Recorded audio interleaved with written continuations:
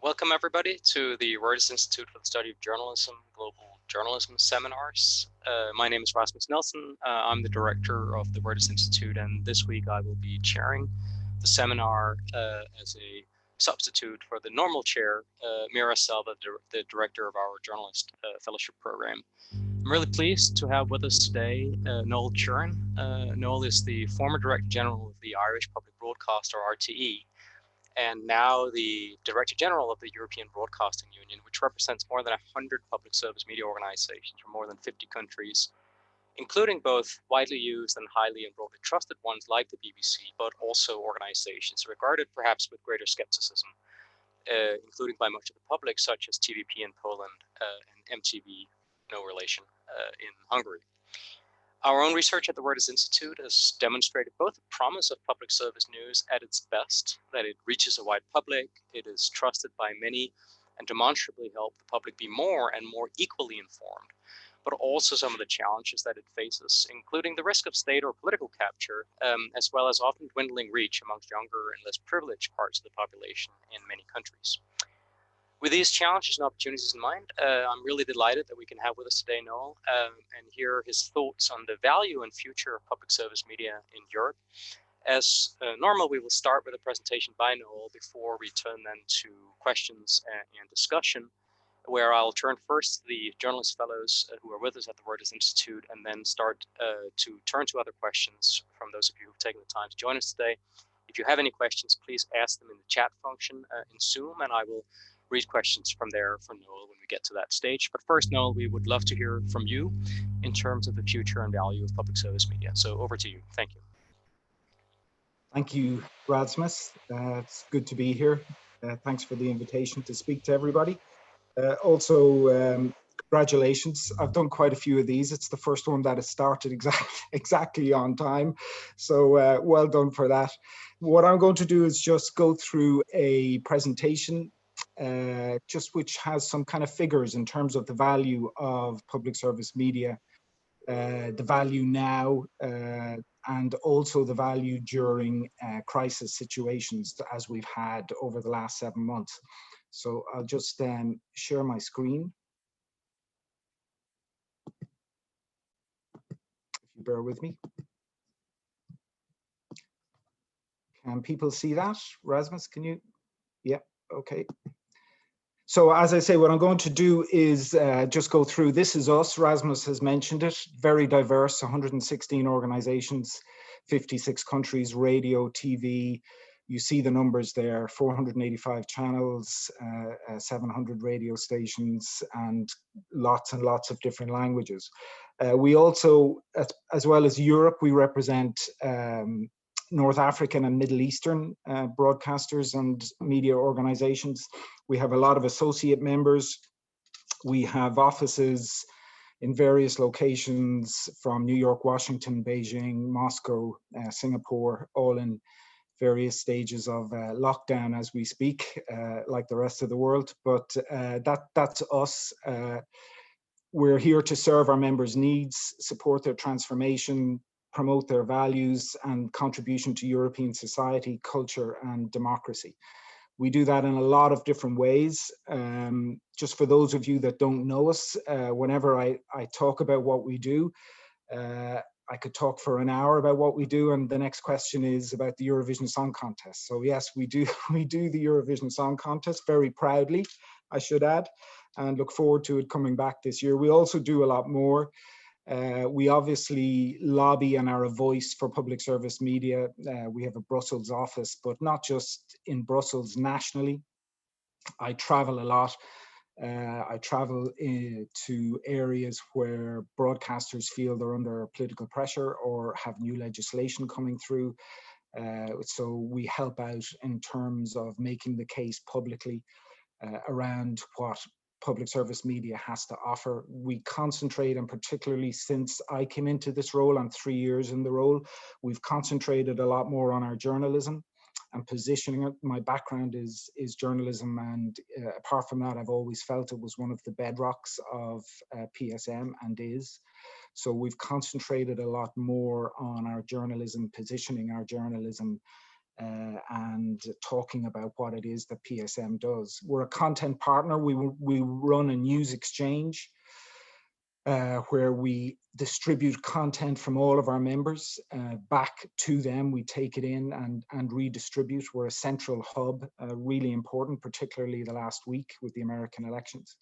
We run a music exchange, classical music, jazz concerts all around Europe exchanged. We also do other forms of content, drama co-production. We facilitate a whole range of different things in the content sphere, as well as doing events like Eurovision. We're also a big purchaser of sports rights for our members. We negotiate on behalf of them for UEFA 20 European Championships, a range of different sports. We have a knowledge and expertise and training arm, which is very important for us. And then we facilitate network and alliances for all of our members. So, you know, it's a very broad reach of what we do. We're based in Geneva, but as I say, we're around the world. I want to talk particularly around PSM and journalism. And I think it's one of the key planks of what we do is our news output. PSM, you know, it's funny when our commercial competitors, who also do good journalism, by the way, I've never claimed exclusivity on any of that. I think it's quite an arrogant thing to do. Then perhaps we've been guilty of that arrogance in the past. But when our commercial competitors do complain about us, very often they will say, why are you buying sports rights? Why are you involved in entertainment? You know, we spent 5.5 billion in news and current affairs in 2019. 6% of our output is sport. 7% of our output is entertainment. 26% of PSM output is news and current affairs. If you go into radio alone, it's even higher. So, you know, we are diverse, but there is nobody in the commercial sector that has the kind of spend we have, and certainly there's no one in the broad spectrum that devotes that amount to news and current affairs. 40,000 journalists across Europe, 109 linear services. 60% of our members have dedicated news apps, and 95% of them run a dedicated online news offer. Kids audiences and younger audiences are an issue for us, and we realize that. And you know, we've launched in the last 18 months a big push and a big drive in terms of what is working with younger audiences, a big push in that area. And COVID has, which I'll talk about, has thrown up some interesting experiences there. But we still have a lot of dedicated children channels, 41% online, 34% have an online news youth offering. So again, we are about more than sport entertainment.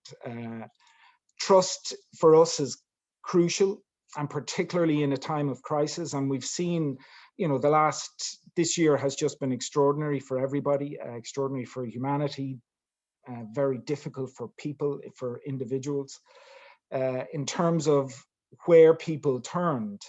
And you know, I think all of the research will show this. Where people turned around Europe most was to public service media during a crisis, and that has happened right across the board. It's happened in the Nordic region, the West, the East, the South. You see the figures there in terms of the reach of evening news, but you know, 20% daily viewing increase on average. But this figure is really important. You know, the digital, in some countries, the digital offering increased by 80%, 80. But across Europe, we saw young citizens turning much more to evening news, 44% on average. So the idea that our younger citizens, that the new generation are disengaged, that they have no interest, simply doesn't hold up. It's how they access that, where they access it. They are the issues, but they turn very much to PSM. And PSM websites way up again during the crisis. And again, we saw this in trust figures, and we've seen these figures around trust in news worldwide is falling. But look at the comparison in terms of where people feel they have most trust. And I think PSM, as I'll show you, across Europe, in terms of the research that we did, the research that our members did, was just an extraordinary vote of confidence. And we, in 62% of countries across Europe, PSM are the most trusted news brand. You'll see in the others, they're in top fives, and the small number of countries that they're not amongst the top 5 most trusted. And this was research that was carried out during COVID on trust figures. 88% Norway, 86% Germany, Czech TV 90. Look at the BBC figure, 86%. Despite the debate that's taking place, people from outside of the UK look at the debate around the future of the BBC and some of the talk around, which makes it sound like it's existential, like it's an existential debate, and they're absolutely baffled that this debate is taking place in the way it is, because the BBC is seen as an organization that has invested heavily in news, that has invested heavily in digital, that is connected to a large part of its audience. And, I'll come back to diversity and the diversity of our workforce and the diversity of our audiences, but look at that trust figure for BBC. And then in Ireland, our own RTE was also received really high figures. Another thing that happened in terms of value for me, for PSM, is supporting the creative industries. We saw just an absolute collapse for the creative industries. In media, we had downturns, we had commercial revenue falling. In a lot of the art sector, it just stopped. Everything stopped. Concerts stopped, events stopped, drama stopped. So what did we do? And we could always do more. And this is something that I'm very passionate about, and I always feel we could do more. But we did step up in terms of providing a forum, supporting creatives, supporting the independent sector, a number of initiatives, stepping in terms of cancelled events, things that are completely uncommercial. And that's the key thing here, is making decisions that are not commercial. And I've worked in the commercial sector myself, so that the profit imperative has driven a lot of the technological advance in our industry. I certainly don't have an issue with it, but there has to be a place where people make decisions for non-commercial reasons. And we saw that around, and I won't go into all of them. These were just some. There are examples from all over Europe where the members stepped up in terms of giving support. Other members didn't do enough. So, perfection is not a virtue that I would claim ever for public service media, but across Europe, we saw a large number of initiatives in terms of supporting the creative industry, supporting the independent sector, a critically important relationship for us, for PSM. I think in terms of what we did ourselves, just to give you a sense of that, we launched our news division, really stepped up. We distributed 11,000 COVID-related items all around the membership. We ran a content appeal, which was aimed at supporting members who were having difficulties filling their schedules. We did Eurovision Sport, we did a whole range of music appeals, and we worked very closely with the membership around delivering for them what we felt and what they were telling us they needed during this crisis.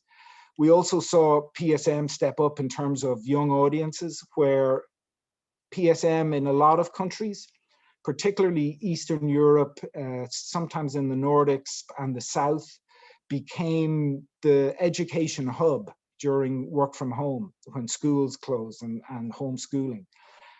So we saw a huge range of education channels established very quickly. We saw digital educational platforms, a lot of new content, communities of support. And I think this has been recognized by even by governments who may have been critical of PSM previously. was that the reaction, the quite immediate reaction that people had during that. In terms of challenges that we face, and there are a number of them. Funding is a big one. We see the funding trend there. PSM funding has been stagnating and eroding over the last 5 years, despite European growth. And obviously, if I was to chart that against the tech giants, you would see a exponential increase in the opposite direction. Also, interestingly, if I was to chart it against the commercial broadcasters, you would see an increase. I think over a 4-year period, 20-25%. Nothing like the tech giants, but still an increase in that sector. So for me, the idea that public service media and government support kills the commercial sector just doesn't hold water. We've also seen a lot of consolidation in that sector. So that's obviously a challenge for us. 1/3 of our members in a recent survey expect a significantly negative impact of the crisis on their resources. And this comes down to some depend on some commercial income. A lot of it is down to simple things like license fee. Purchasing license fees during a lockdown has fallen.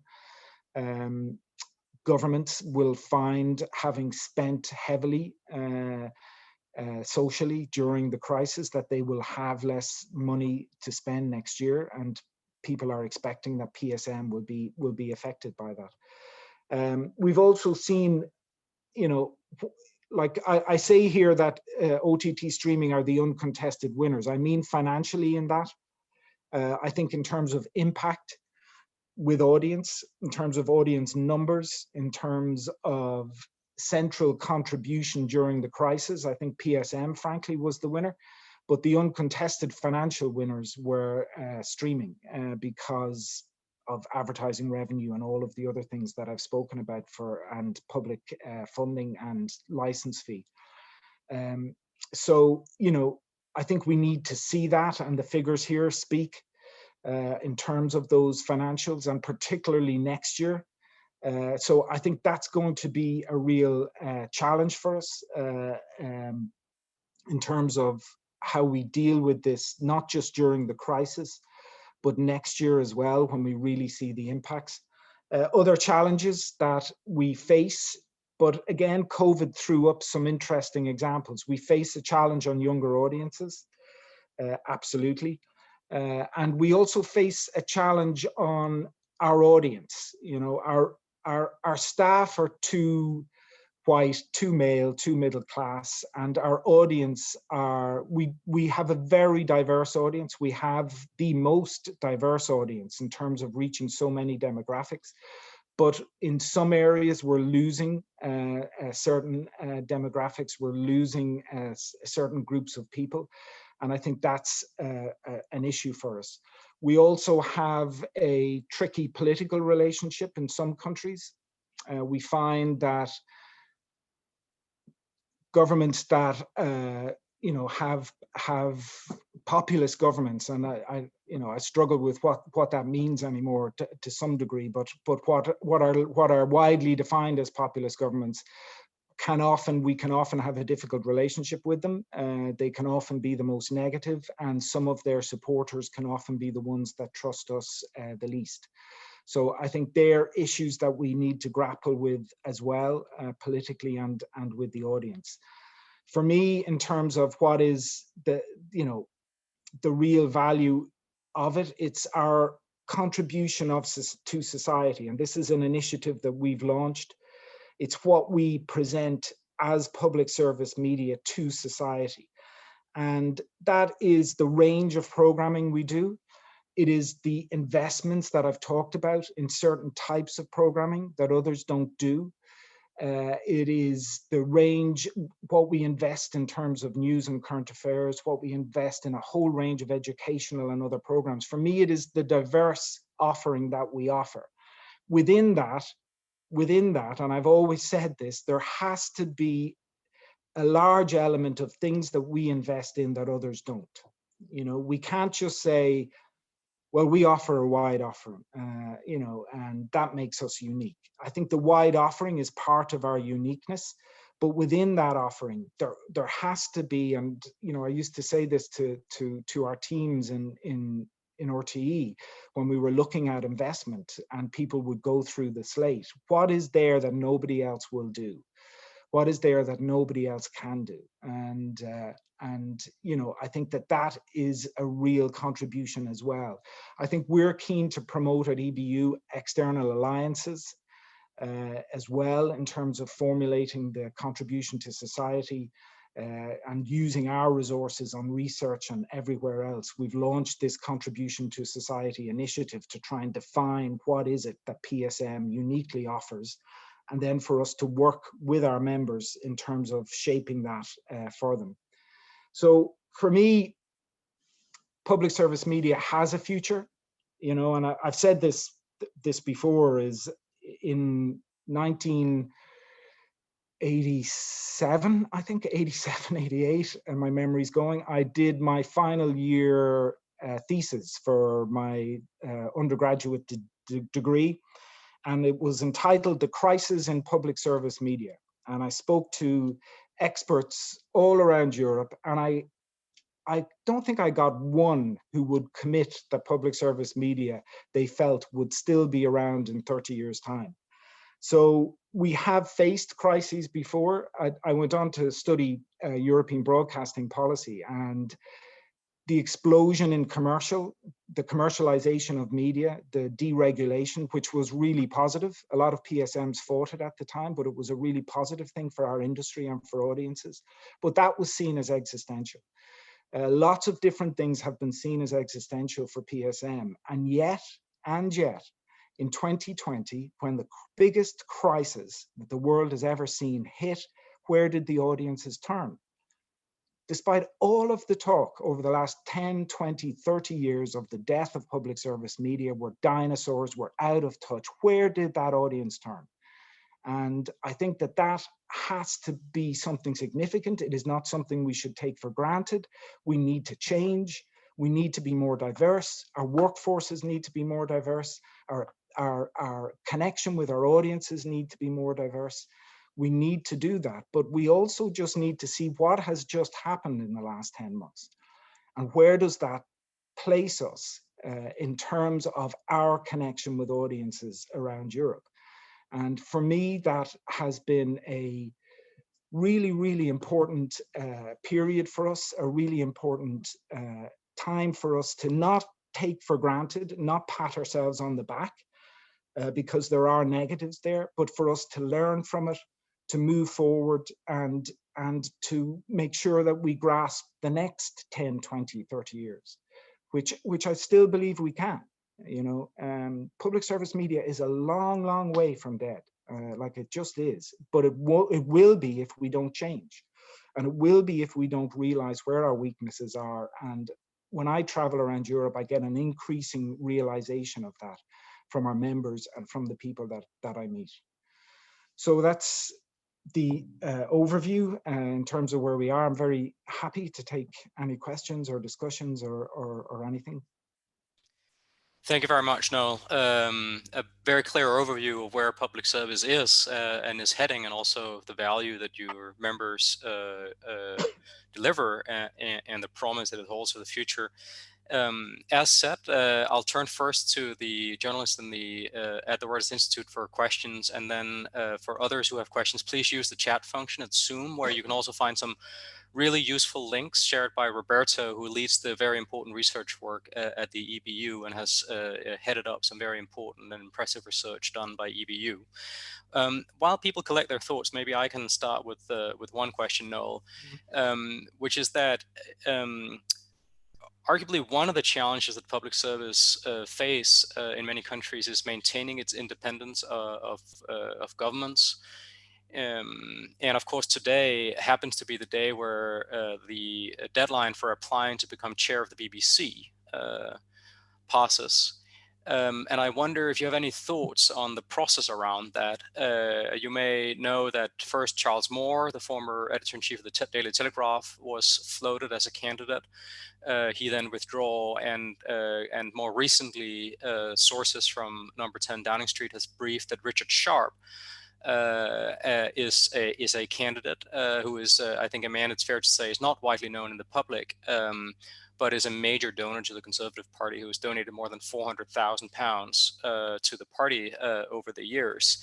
And the process has been described in the conservative magazine The Spectator as a sham, and criticized by Peter Riddell, who is the Commissioner for Public Appointments in the UK, as a process that's been where Number 10 has tried to influence the field and set up a situation where there might only be one candidate.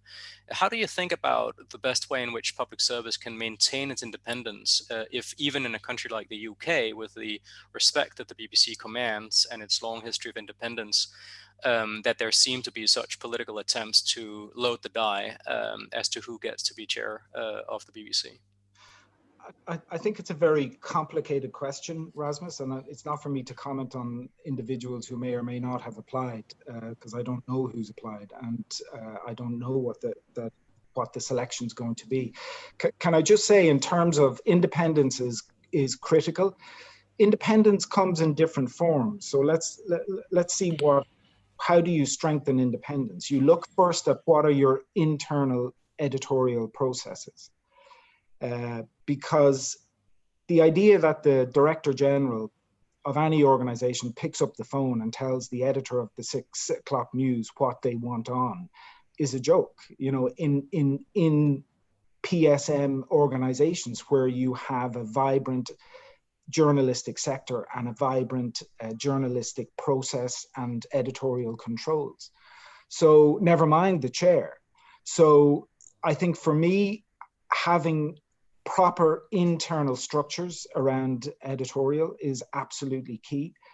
I think having a selection process which is independent is key, in terms of absolutely around director generals having external contributions to those selection processes, and certainly around chair.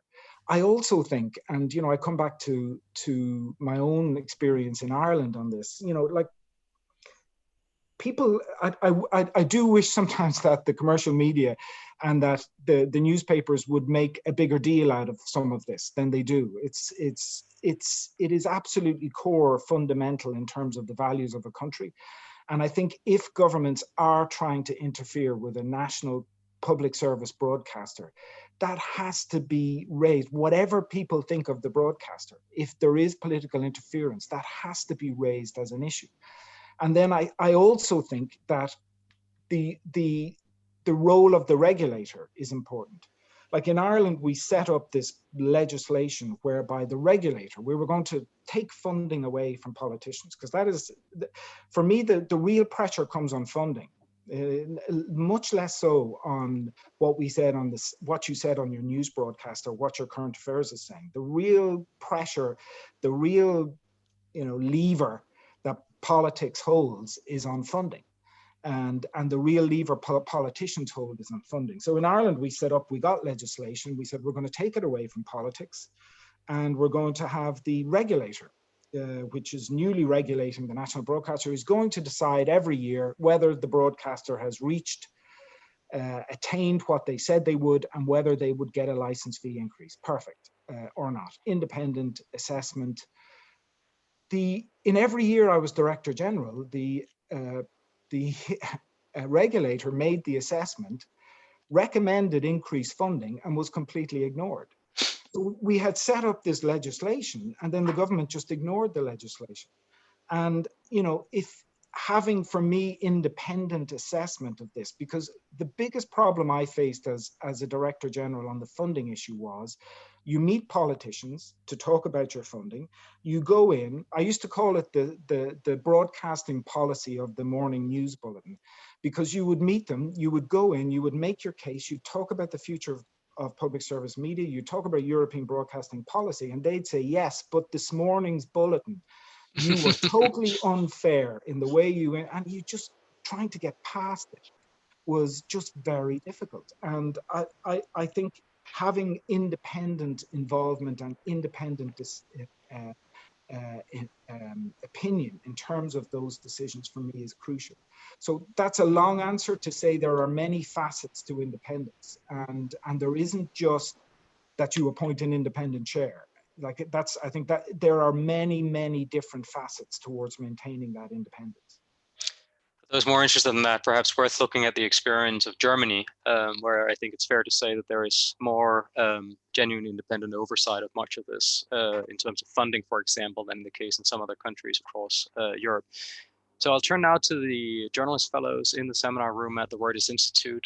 Since you're a bit far away from the camera, if I can please ask you to introduce yourself and you ask your question, and leave it to Caitlin to make the choices about who goes first.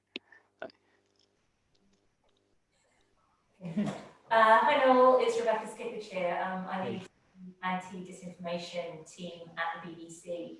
I had a question really asking, sort of, to a certain extent, for you to expand on something that you've said about really how PSMs can maintain this increased audience that we have seen over the COVID crisis. And I think I was particularly interested in what you said about young people coming to the evening news programs, as to whether you feel that there is still value to be had in investing in kind of linear built bulletins, or whether part of kind of building a new audience or keeping that new audience is to diversify away from that. I think, again, for me, linear has been one of those areas that people have talked about as dead, as redundant for a long time, for a large number of years now. And I think what we saw with linear is that there is still a very large audience for linear television. We saw it completely. Like I was fascinated yesterday that Netflix are looking at launching a linear channel in France, a scheduled channel. We had Reed Hastings, fascinating talk he gave to our General Assembly a year or two ago, but he is on record. I think I may get the quote wrong, but as saying when you're talking about linear TV broadcasting, it's a horse, and when you try out a car, you don't want to ride a horse. Well, it looks like he's just about to invest in some stables in France. So I just think that was an interesting development yesterday. We need to see more on it. So what I would say is that linear television is still there. It is still strong. It is still generating the vast bulk of income for a lot of our members. But the trends are also clear. And the trends are that younger audiences will consume content digitally, and they will consume news content digitally. And, I think that our members obviously realize that. They obviously realize the challenge that poses, particularly since that world is so dominated by so few players. So, for me, it is absolutely, we are going to see fewer linear bulletins. I think that is just going to happen in the years ahead. I think it'll become a political decision. Because politicians constantly say they want cutbacks at PSM until you cut something they want. So the cutting back on linear bulletins will be a big political decision, but I think it's coming. I just think that there is a finite amount of resource, and that resource is going to have to increasingly go into the digital world. So I do think that some of the linear offerings that we currently have, even though it is far from dead, linear, but some of the current linear offerings will disappear, I think, and reduce in the period ahead, unless there is some road to Damascus realization that PSM should get exponentially more funding. I just think it won't be there to support the kind of digital investment that people are going to have to make. Perhaps worth interjecting here that last year, television accounted for less than half of the time people in the UK spent with media, but about 69% of BBC license fees spending. And digital media accounted for more than half of the time that people spent with media, but 10% of BBC public service spending. Yeah, but it is also worth, and that they are very important. It's also worth, like according to your own Reuters Institute research, Rasmus, and one of your earlier webinars, that on the BBC for younger audiences, BBC have a 48% reach online for younger audiences, a 68% reach on linear, 68% reach on younger audiences. You go to YLE, they have a 68%. You go to RAI, they have a 62% reach with younger audiences on linear. Now, if you were to, if you take the comparison of print media, the move from the paper product to the digital offering, there weren't that kind of figures there in terms of the paper product that there are for linear television. So I am clearly saying we're going to have to invest more in digital. I'm clearly saying that the linear offering in so many of our members is going to reduce. In answer to the specific question, I think the number of bulletins will reduce, the number of news bulletins will reduce because they need the investment. But linear's not dead, and it's not dead with younger audiences, according to our research and even your own research. So, that's a challenge, it really is, but yet it will be, and PSM will be with it if we don't change in the next period. Thanks, Noel. Who has the next question in the seminar room? Yeah.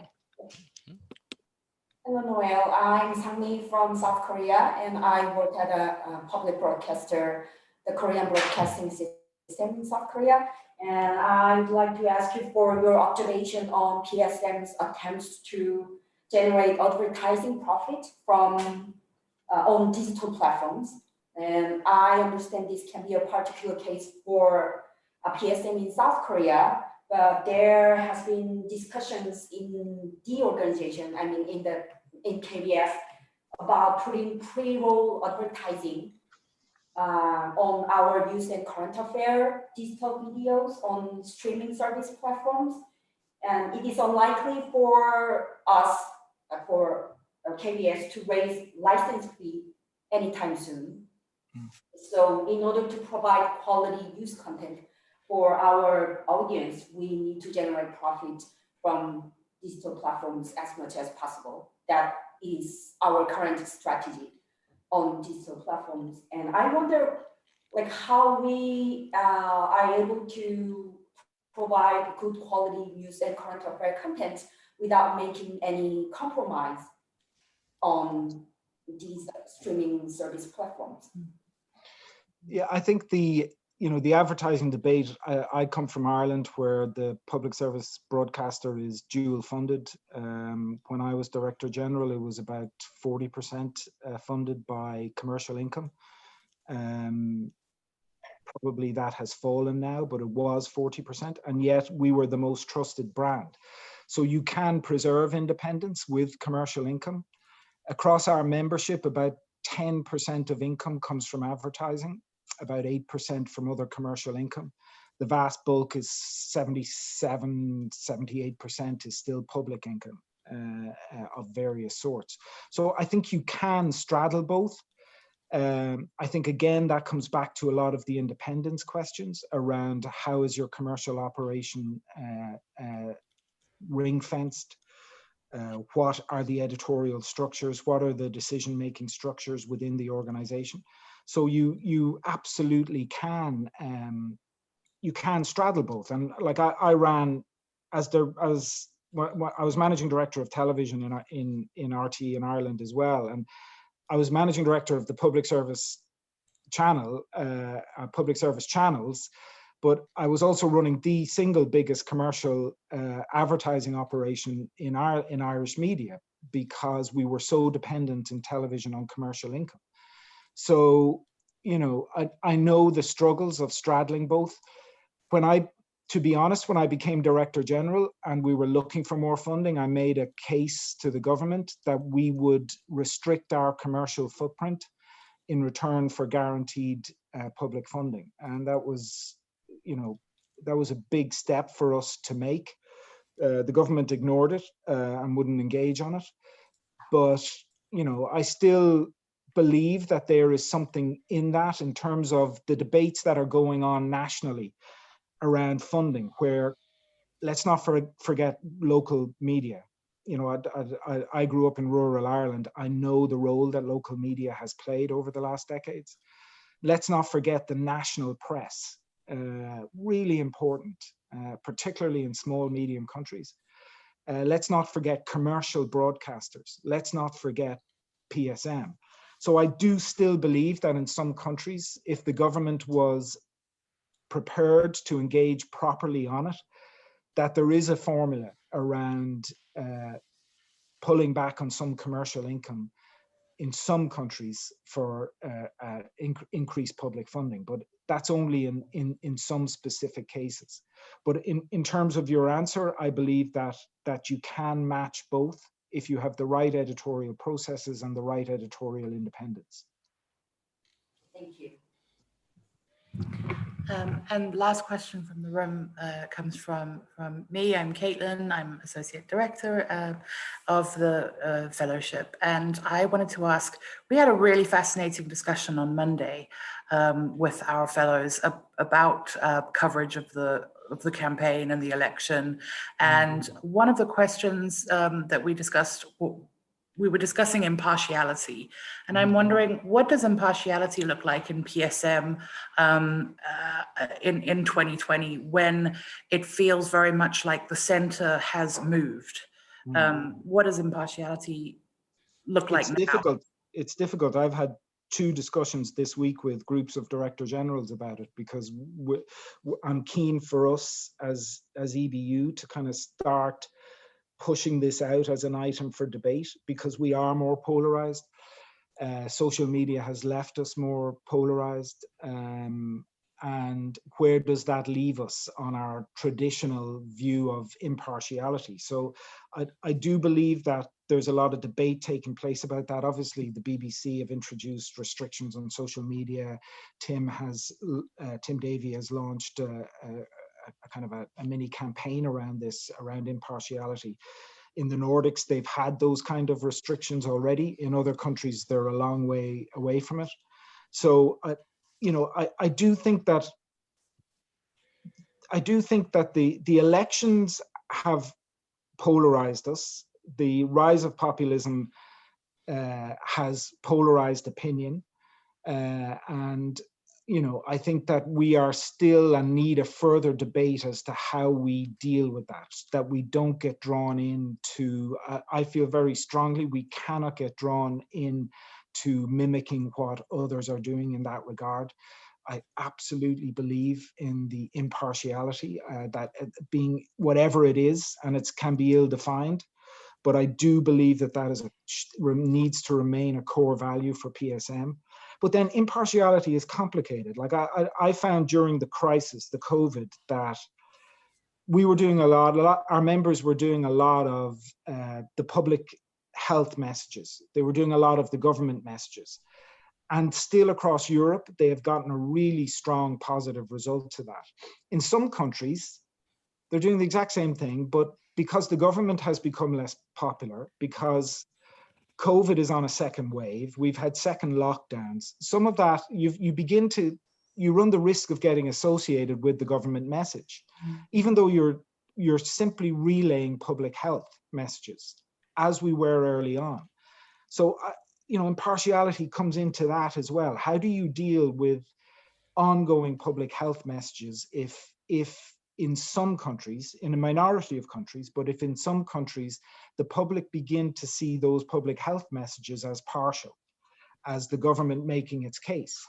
And this is something, that I've been trying to kind of discuss internally and externally with people as to how we need to be aware of that, how we need to send. It comes down to journalistic practice. It comes down to the amount of coverage you give. It comes down to simple things like don't always send your big political person to the public health briefing, even though they may want to go. Send your health person, send your science person, be seen to pull at the stats and the figures. So impartiality is going to be a big debate, and we're going to push it as a debate for our members in the next period ahead. But it is crucial and increasingly difficult to attain. Thanks. Thanks, Caitlin. I will turn now to the questions in the chat, and I'll start with a question from Denise Leavesley, a dear friend of the Institute and a long time and outstanding principal of Green Templeton College that we're affiliated with. Denise says that there are major parallels in terms of the governance and independence issues between public service media and the national statistical offices. And she says she's intrigued as to hear what you feel the EBU can do to counter bad practice and to support public service media organizations when their independence is threatened by governments.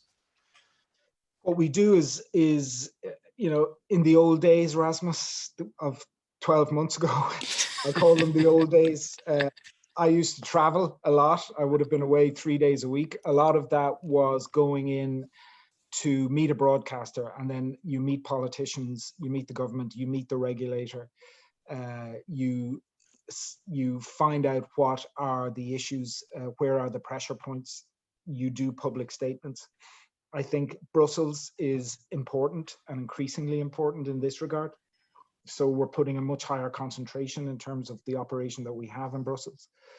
And I think that we can continue, we can use all of our various arms. We've done some really good work in MIS on correlation between democracy and strong PSM.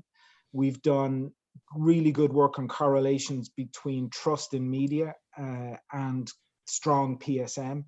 So we do a lot of specific work for individual countries and individual media organizations as well. So it's multifaceted, and then you have to speak out when there is, you know, clearly breaches in terms of independence, and when governments are leaning on particularly public service media organizations, and we do that a lot, even though sometimes those public service media organizations, which are our members, don't want us to. We still do it. So, you know, I think it's all of those things, but it is a struggle. You know, it's and it has become a bigger battleground in the last 5 years. Because PSM is now seen much more by some political movements as very much the enemy.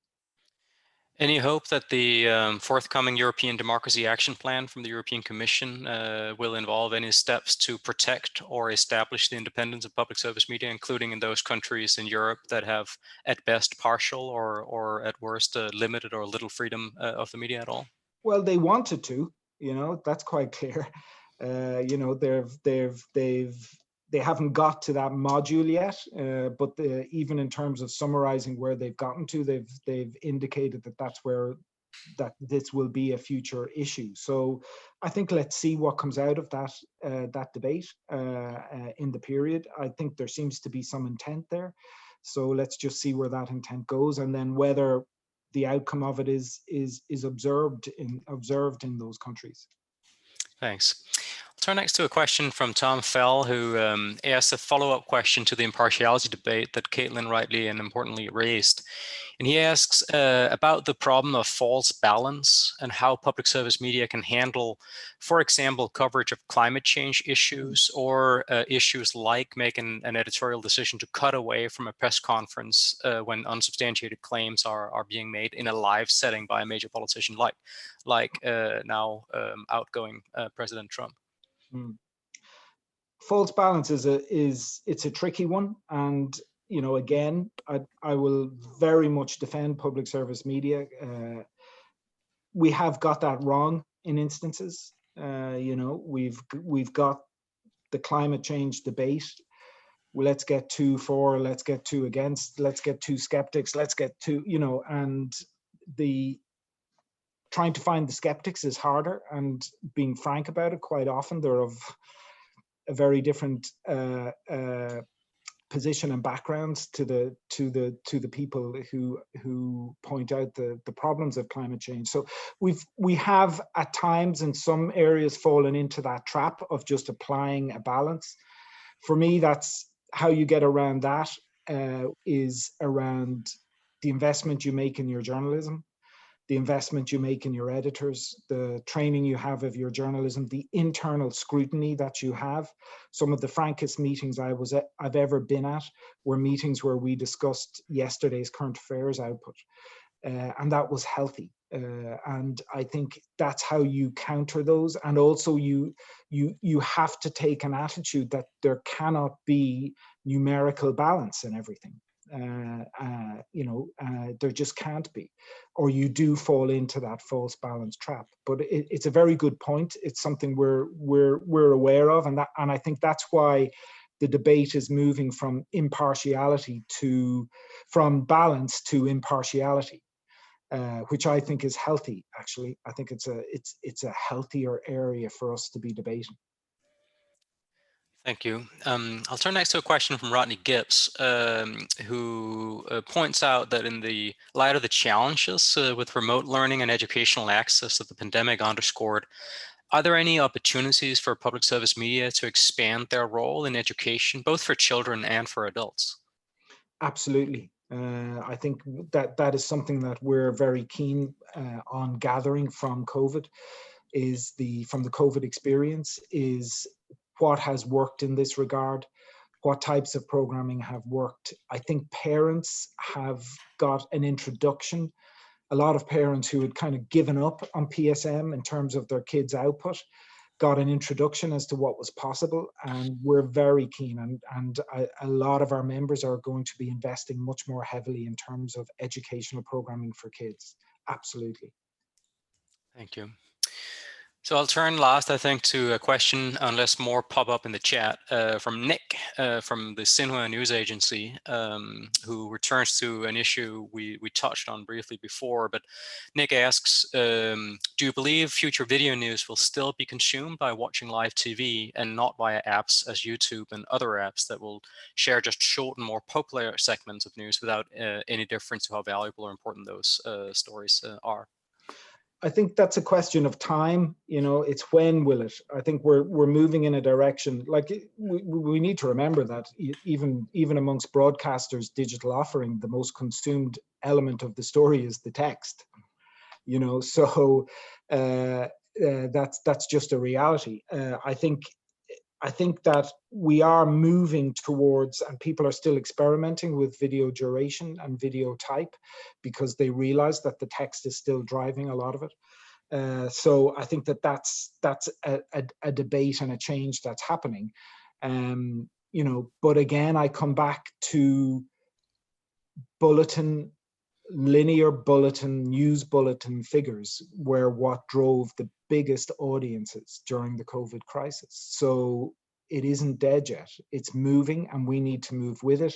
We need to move resources. We need to increase investment. We need to realize all of those things. But this year has shown it's still a ways away from being irrelevant. And I'll just echo that you're right to underline, Noel, that our research too documents that while there is a very clear structural decline in linear scheduled television viewing, it's not every channel and every offer that is equally affected by it. And it's not the case for every channel and every offer that the decline is directly comparable to the decline of printed newspapers. So I agree that it is importantly different. And there are even instances where younger people who don't otherwise turn to linear scheduled television will do it for certain events and certain kinds of offers. I think that is a very important point, and I'm glad that we had an opportunity to clarify that. I'll take just the last question now that popped up now before turning to wrapping up and pointing to next week's seminar. This is from Marina Popescu, who asks whether you feel there is anything you do or can do about those EBU members that have very little in common with the core principles of public service media. She says she's thinking about Hungary, but also public service media that are more under the radar, such as in Romania, which I think was suspended for not paying its membership fees. But she's sort of asking what, if anything, you feel you can do from an EBU side, if it might be the case on occasion that some of your members are in fairly blatant breaches of minimum journalistic standards. I think in terms of that, what I would say is the first thing you don't do is cut them loose and cut loose the journalists. I've visited some of these broadcasters. The journalists, they want to be involved in EBU. They want to have EBU there. And whatever criticisms people make, there are a lot of journalists in those organizations who are doing the very best they can and would like things to be different. So I don't believe in this policy of let's just cut everybody loose. And then what is the cutoff point and how do you judge that? So I think you've got to work with them. You know, we highlight this. We've probably highlighted it more in the last couple of years. We take positions publicly. You know, I've had a lot of exchanges with, I don't mind saying, with TVP management in the run-up to the election. And some of the issues that arose during the election, and similarly with other countries, and we've had robust exchanges. So, you know, I think we're not passive on it. I think we try and work with the organization. We criticize the government openly where we feel that they have interfered directly. And then we try and talk and deal with the journalists, and we try and deal with the journalistic unions and journalistic representative bodies in those countries and give them support and give them the moral support and also research support. So we are very active on this. A lot of it is below the radar, but we are very active and very concerned about it.